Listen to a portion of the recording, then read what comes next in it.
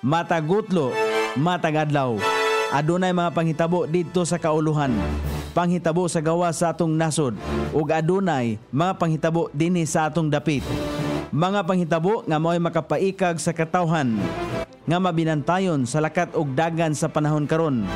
Itanyag ning istasyon DXSR ang 7 o'clock Breakfast News.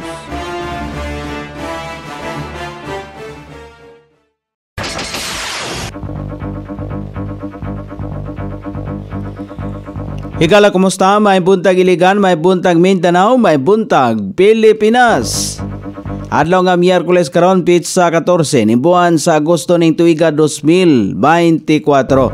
Sangan sa ato station manager Pastor Robin Sulapas, kini ang inyong ka-ISR Kabisaya Nonay B, ang matod sa hanay sa balita sa Lasyate. O karon sa uluhang tudling sa ato mga balita, gatusan ka mga batanon naka-avail sa Xiao Opportunity Bazaar. ICTRC may pahigayon o sports fees. Mga senior citizen sa Barangay Buruon gisuroy. Sa kauluhan, Bamban Mayor go hingpit ng gipapha sa pwesto. Senador Bato gipukaw ang gobyerno nga protektahan ang katawhan sa pagpanghilabot sa International Criminal Court. Philippine Army halos zero ang presensya sa CPP-NPA Guerrilla Front Committee sa Northern Mindanao. BRP Rafael Pargas adunay mga bagong commanding officer. Balita sa gawa sa nasod, gatusan ka mga residente sa Spain nagprotesta tungod sa walay kalihukan nga gimuga kon gipatuman ang gobyerno batok sa West Nile outbreak. Balita sa kinabuhing Kristohanon, mga Kristohanon sa Iraq na malandong sa usa ka dekadang anibersaryo diin nangatake ang ISIS sa naasoyng nasod. Kini ang uluhang tudling sa itong mga balita nga dalit kanato ning istasyon. DXSR 106.7 sa inyong FM dial. Ang bugtong radyo sa dakbayan sa Iligan nga nagsibiya sa balang kasulatan, pinasubay sa inspired and preserved, not simply dictated King James Version sa Anchor Broadcasting Corporation. O karon sa kompleto nga detalye, una sa balita din sa Iligan, malipayon sa initial screening ang 263 ka mga kabatanunan nga out of school youth, estudyante o fresh graduates sa gipahigayong Xiao Opportunity Bazaar kagahapon lawa. Ang bazaar nagtanyag o mga serbisyo niadtong nangita og trabaho, gusto nga mopadayon sa pag-eskwela o gusto nga makangkon og skills, adunay training o seminar sa mga gustong musugod og kaugalingong negosyo o sa gusto nga mopailalom pa ang kahibalo sa agrikultura. Sumala pa ni Nora F. Escorial, ang head sa Iligan City Youth Development Office, nga gipaningkamutan sa ilang buhatan nga mapaduol sa mga kabatanunan ang oportunidad nga haom alang kanila. Gidaig ni City Hafsa Yusuf, usa ka fresh graduate o aplikante ang inisyatiba nga adunay susama niini nga naghatag kanila og paglaom nga makakita og trabaho. Ang nasangpit nga aktibidad gipanguluhan sa ICYDO alayon sa pagsaulog sa Sangkabataan 2024, kauban ang nagkalain-laing nga buhatan sa lokal nga og nasyonal nga kagamhanan, private schools og mga kompanya.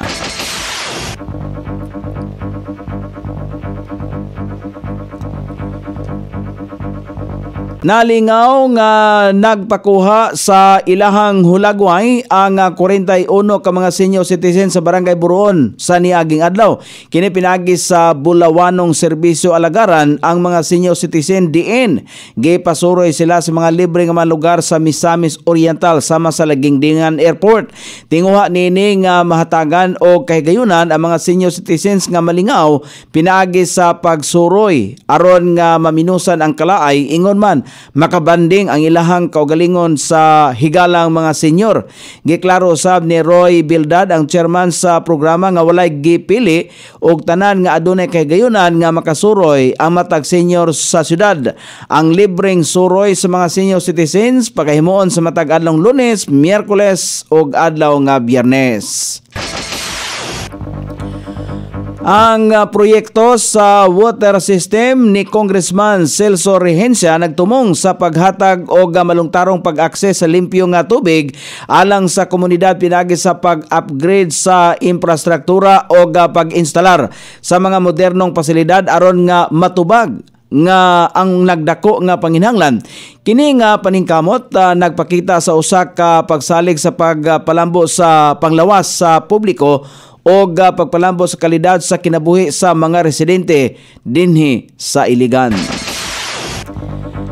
O karon sa balita sa kauluhan nga mabasa sa nagkalaylaing gula sa pamantalan karong adlaw nga nahipos sa lawak balitana ning istasyon. DXSR 106.7 sa inyong FM dial. Ang bugtong radyo sa dakbayan sa Iligan nga nagsibya sa balang kasulatan, pinasubay sa inspired and preserved, not simply dictated, King James Version sa Anchor Broadcasting Corporation. Hingpit ng gitangtang sa pwesto sa Office of the Ombudsman si suspended Bamban Tarlac Mayor Alice Go. Base sa resolusyon nga gipirmahan ni Ombudsman Samuel Martires, nakit-an nga dunay igong basihanan aron na paphaon ang mayor sa iyang gahom. Una nini girekomendar sa Department of the Interior and Local Government DILG ngadto sa Ombudsman nga pamtangan og preventive suspension ang Bamban Mayor. Sumala pa kang DILG Secretary Binhor Abalos, mihimo sila og usa ka task force aron imbestigahan ang sumala pay koneksyon ni Go sa illegal nga binuhatan sa Philippine Offshore Gaming Operation sa Bamban. Bisan ang Comelec og National Bureau of Investigation NBI ang nagpahigayon usab og bulag nga pakisusi mahitungod usab sa iyang identity. Sobling gipukaw ni Senador Ronald Bato de la Rosa ang kabahin sa isyo sa pagpanghilabot sa International Criminal Court ICC. Ang pahayag ni de la Rosa ang base sa mga pahayag ni kanhi Senador Antonio Trillanes IV nga posibleng ipailalom ang pipila ka mga kanhi opisyal sa kapulisan alang sa interview sa International Criminal Court prosecutors mahitungod sa isgutanan sa extrajudicial killings ni atong Duterte administration. Giklaro ni De La Rosa nga obligasyon sa kagamhanan nga bantayan ang mga katawhan ini kaysa gustong mahitabo sa kagustuhan sa mga banyaga. Alang sa magbabalaod adunay katalagman, sumala pa niya ay nag-ung-ung o kini nagsingabot pa. Anaa sumala pa niya sa Pilipinas ang paghukom kung pasagdan ba kining mukuso-kuso o labaw pang daoto ng atong nasod sa pipila ka dekadang may pagkabahin-bahin dala sa kulor sa politika. Walay hinuoy direktang tubag niini ang palasyo sa Malacañang.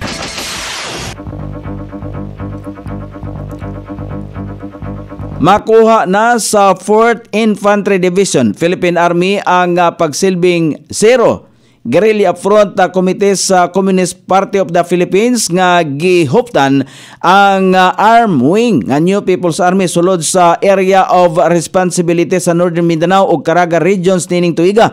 Kalabot kini sa gilakbitan ni 4th Infantry Division Commanding Officer Major General Jose Maria Cuerpo nga bugtong kompirmasyon lang sa ilahang Unified Command sa Armed Forces of the Philippines ang hingpit nga walay kapasidad o kakayahan ang mga nag-inusarang naluya nga CPP-NPA guerrillas sa Front Committee 30 nga naglihok sa Surigao Provinces. Gisulti ni Cuerpo nga sugdan sa armadong kusog sa Pilipinas ang ilang internal security operations sa nasangpit nga mga rehiyon.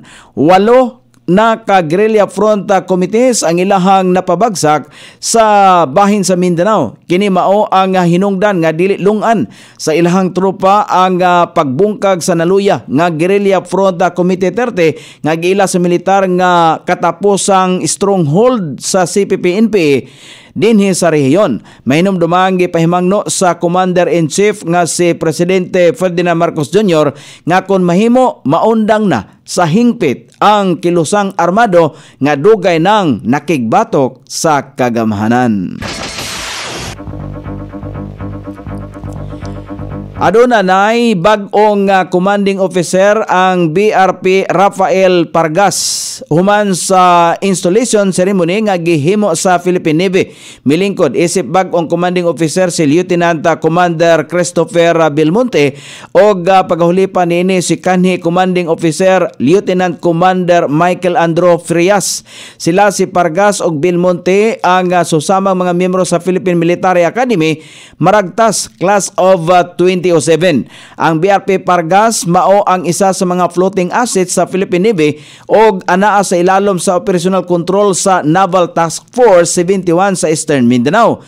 Ang nasong barko mao ang responsable sa mga patrol mission sa mga kadagatang sakop sa Eastern Mindanao sa pamaagi sa Navy. Gilauman usab sa Philippine Navy nga magsilbing instrumento ang nasong barko aron maprotektahan ang maritime environment o mga kadagatang sakop sa Mindanao sa ilalom sa bag-ong commanding officer.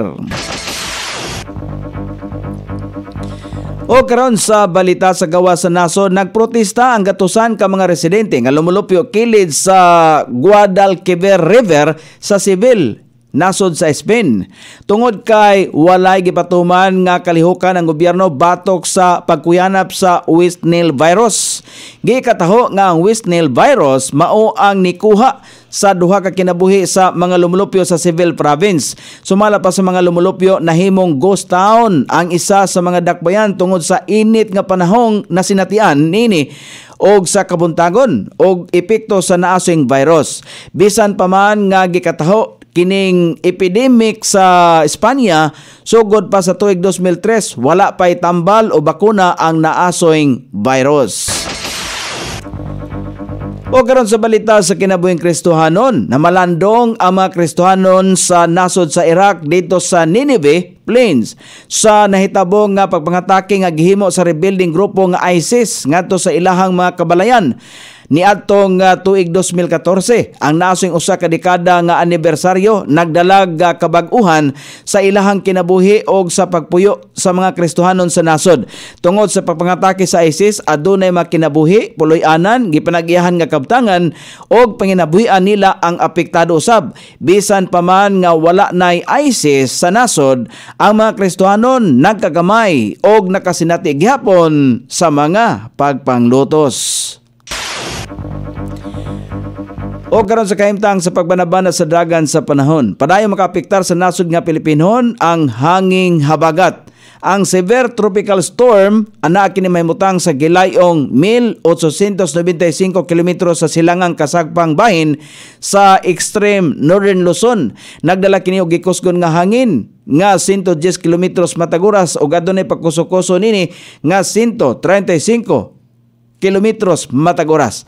Ang Ilocos Region, Batanes, Babuyan Islands, Cordillera Administrative Region, Central Luzon ug ubang bahin sa Cagayan Valley ang makaangkon o madagumon nga kalangitan. Inubanan sa patak-patak nga mga pagulan karong adlaw kini epekto sa hanging habagat. Samtang ang Mindanao ug ang ubang bahin sa nasod nga Pilipinon makasinati gyapon o madagumon nga kalangitan inubanan gyapon sa patak-patak nga mga pagulan kini epekto sa localized thunderstorm. Sukod sa temperatura dinhi sa dakbayan siligan, ang kabugnaon na nasa 26 ug ang kainiton mosangko sa 33 degrees centigrado. Ang adlaw misilang kagania sa alas 5:42 ug mosawop unya sa alas 6:19 sa sayong takna sa kagabhion. Inyong nabati ang kinatibuk ang hanay sa balita sa alas 7 nga dalit kanato ning istasyon. DXSR 106.7 sa inyong FM dial. Ang bugtong radyo sa dakbayan siligan nga nagsibya sa balaang kasulatan, pinasubay sa inspired and preserved. Not simply dictated, King James Version sa Anchor Broadcasting Corporation. Sangan sa tigsuwat sa atong balitang internasyonal o sa kinabuhing Kristohanon pitjan sa balita lokal Coney Island. sa ato station manager Pastor Robin Sulapas. Kini ang inyong KSR Kabisaya Nonay B magpasalamat og moingon maayong buntag Iligan.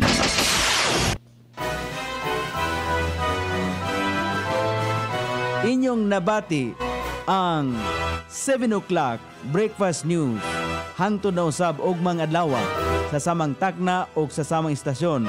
Daghang salamat sa iyong pagpaminaw ug maayong buntag.